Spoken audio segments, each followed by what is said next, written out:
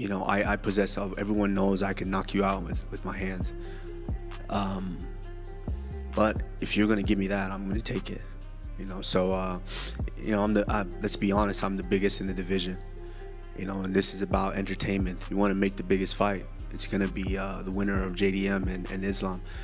If Islam pulls that one out, former pound for pound, current pound for pound, who doesn't pay for that? Of course, it's already starting to live up here. It's at Blockbuster versus current pound for pound and a former pound for pound.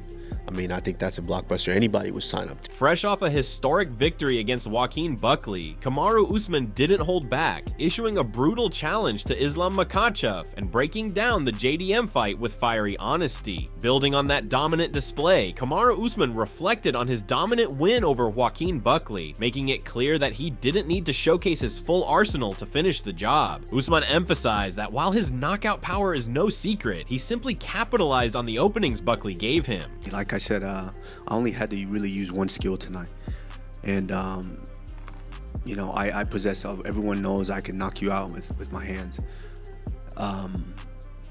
But if you're gonna give me that, I'm gonna take it. Let's be honest, I'm the biggest in the division. And this is about entertainment. Speaking on the aftermath of silencing doubters, Kamaru shared that after all the media chatter and doubts, it felt satisfying to silence the critics. With momentum now firmly on his side, Usman made it clear it's only upward from here as he eyes even bigger challenges ahead. It's been a lot of talk that what I can or I can't do anymore, and it feels good to just go in there and prove everyone wrong. So I can still do it, and it's only up from here. What was going on there? No, it's a whole lot to get to this point. It's a whole lot to get back in here, in front of the fans, in front of everyone. And after a while, it's been a long, long time. So, you start to hear a lot of things, and a lot of people say things. You try not to let it creep in, but you have to battle each and every one of those things just to get back in here. And a lot of people don't know what I've been going through, but I was able to overcome it and get back in here and make it happen. So I'm just grateful, and I'm blessed to be here. Naturally, that hunger for bigger tests led Usman to address his ambitions as he pointed to the UFC's focus on big money matchups and made his case for the next blockbuster title bout. In his eyes, the most electrifying fight for him would be against the winner of Jack Della Maddalena and Islam Makhachev, a clash of former and current pound-for-pound kings.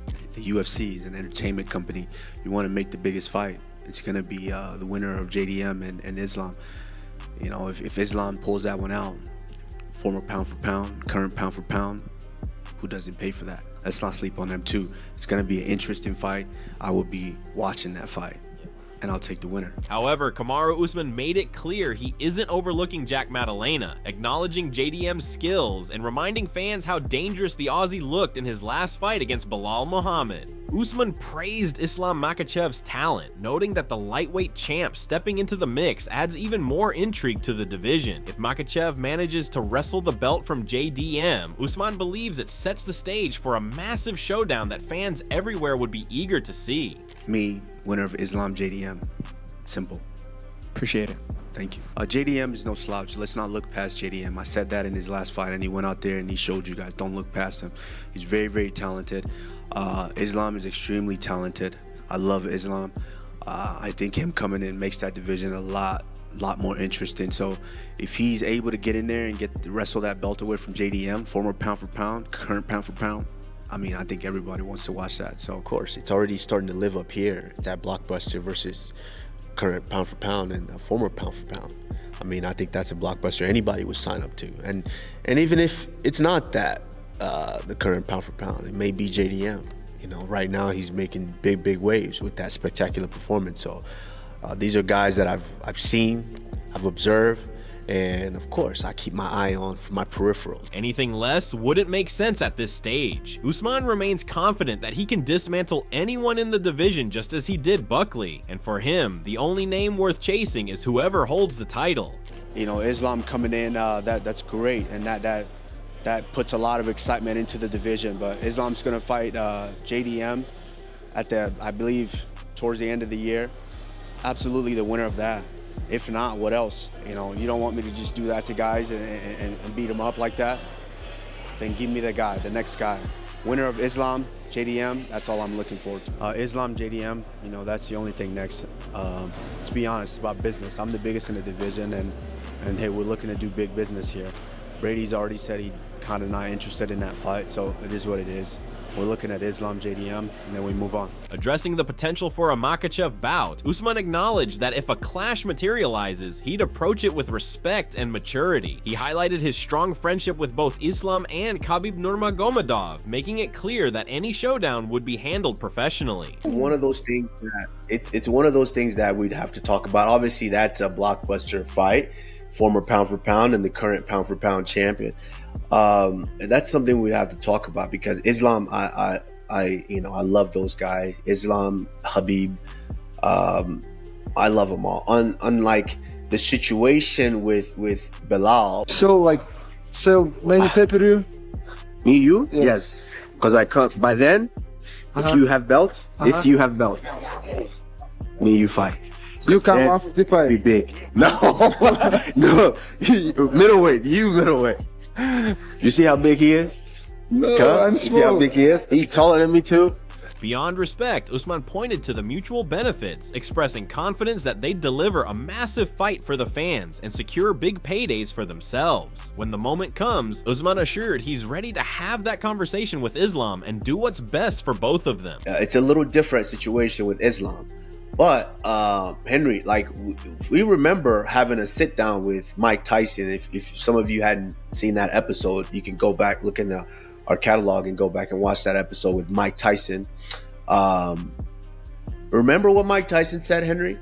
Yeah, he said we asked him about Roy Jones, and I'm like, yeah, he's my friend. Like, why wouldn't you want to make money with your friend? Friends make friends rich. Yeah.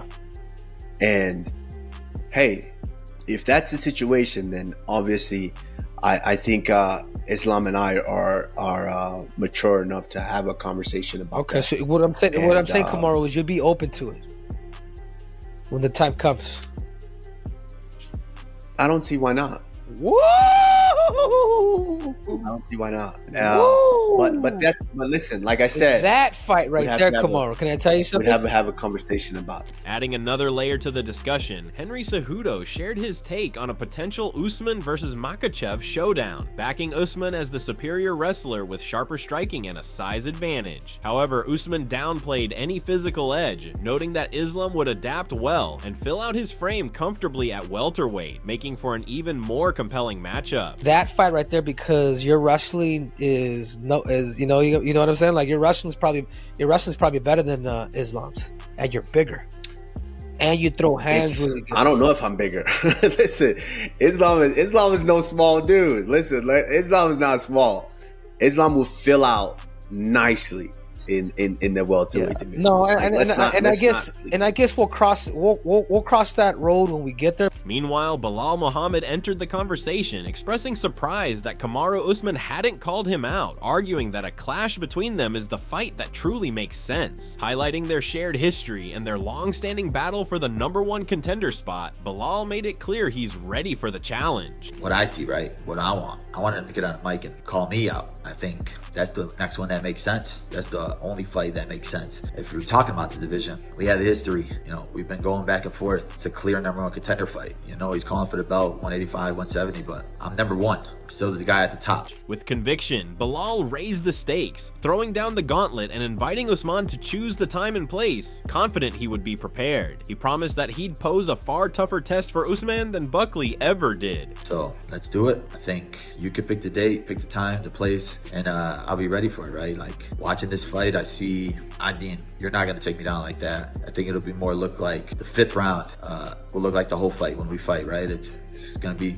It's not going to be what Buckley was. It's going to be a lot harder. I think it'll be all on the feet. It'll be definitely a fun fight, and I'm excited for it. I'm ready for it, and it gets me hyped. I've been waiting for it. I've been wanting it, so hopefully the UFC makes it. Adding fuel to the fire, the Wade concept weighed in, pointing out that Kamaru Usman and Belal Muhammad have a rivalry that's been quietly building, with both fighters trading jabs over time. Wade highlighted how the tension between them has been simmering, setting the stage for a showdown that feels inevitable. As far as what's next, well, as Kamaru is going to tell you what he thinks is not necessarily a great matchup, but what I think is the only match to make for him right now. Former welterweight champion Belal Muhammad. Next. I forgot it. Next. Thanks, champ. Remember the name, but he forgot it. Now, I don't know if that's very clever, like, fight setup from Kamaru Usman. I have a feeling he genuinely is like, I don't really give a shit about fighting Belal. But here's the thing. Kamaru Usman and Belal Muhammad have a brewing rivalry right now.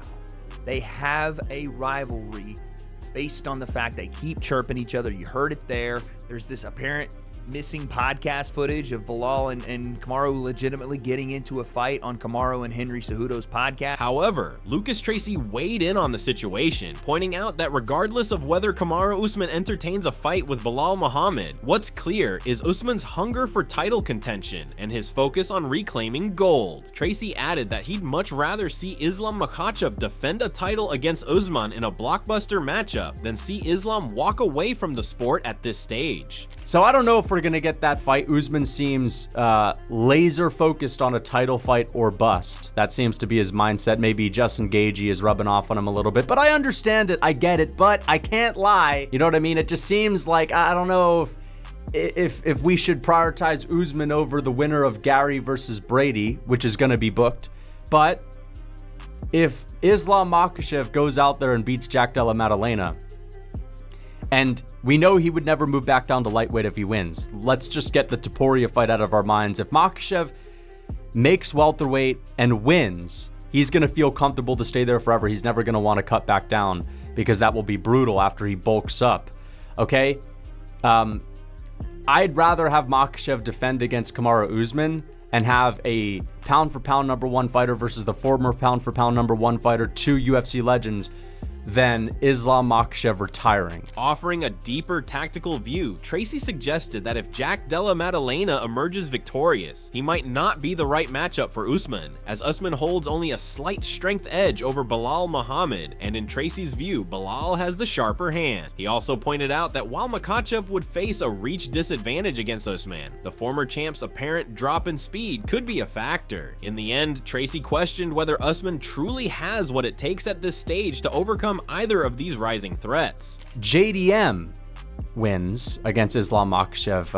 I don't think that Usman fight goes so well for Usman. I think that JDM, if he was able to do what we saw him do against Belal Muhammad, I know Usman may have slightly better strength than Belal Muhammad, but I think Belal's wrestling is overall better, and his striking at this point in his career looks a lot better than Kamaru Usman's.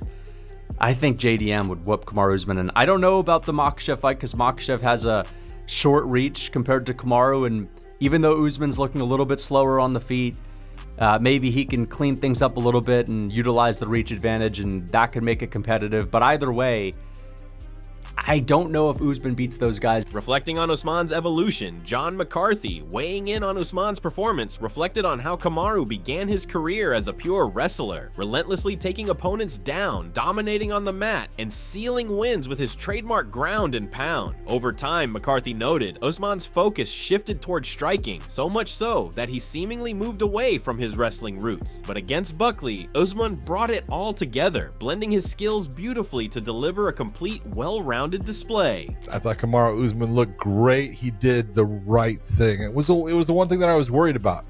I was worried, Kamaru had started his career as a wrestler, and he would take people down and ground and pound and do it again and again and get the win, and he was undefeated doing it. All that time, he becomes this guy that he likes the striking, something about wrestlers, and this, Josh, all of a sudden they get a knockout and it's like, damn, that was easy. You know what? I'm going to do that again.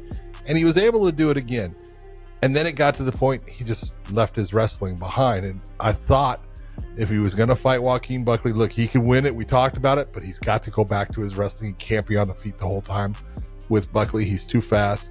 He's got too much power. He's got too many attacks with his kicks and everything. And God damn it, Kamaru Usman wrestled again, and he looked fantastic doing it. He fought a very smart fight. I had it 49-46. I thought he lost the 5th round, and that's fine. Furthermore, Josh Thompson added to the praise, highlighting that Usman hadn't looked this sharp in quite some time. Thompson noted that Usman appeared reinvigorated, showcasing the form and hunger that once made him one of the top forces in the welterweight division. But man, Kamaru Usman looked fantastic. I can't say enough. I haven't seen him look that. We haven't seen him. I don't know if you have, but for me, I felt like he hasn't looked that good in a long time. He looked clean. He looked crisp. He looked like he was reinvigorated to be a top welterweight again. Like that, injuries will play a huge mental. Like it just puts a mental block in you. You just can't get past it. Like, oh, am I gonna fight again? Oh, I can't. It really wears on you as an athlete. It just breaks you down. You could tell when he got the win, it was like that, like he said, monkey off his back, that pressure. I'm happy for him. However, the MMA guru shared his take on Usman's latest performance, acknowledging that while Usman handled business by taking Buckley down, it wasn't the kind of grueling fight that should warrant a long layoff. Kamaru Usman versus Joaquin Buckley. Kamaru Usman wins. A dominant decision.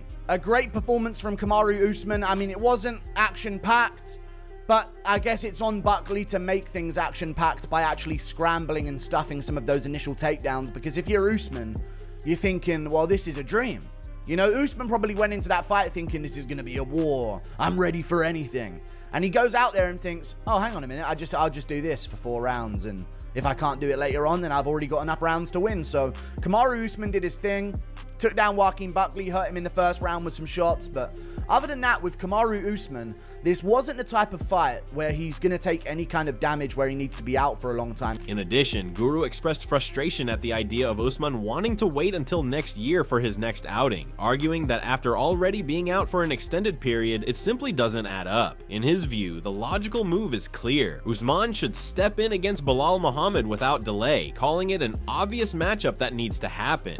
I want him to be active here. I know we're not going to get a lot of activity out of him because in his post-fight interview that he had backstage with ESPN, he said something like, I'm ready for my title shot in 2026. It's June! It's June of 2025. I am done seeing fighters once a year. We've just seen you out for ages. You've had one fight. What's now? All right, see you guys in a year. I hate that. I absolutely hate that from these guys. And I need to see Usman versus Belal Muhammad. This is a no-brainer. Belal Muhammad called him out on Twitter. I know he said, you pick the time and the date and I'll be there ready for the fight. This is the fight to happen in my opinion. Kamaru Usman, Belal Muhammad.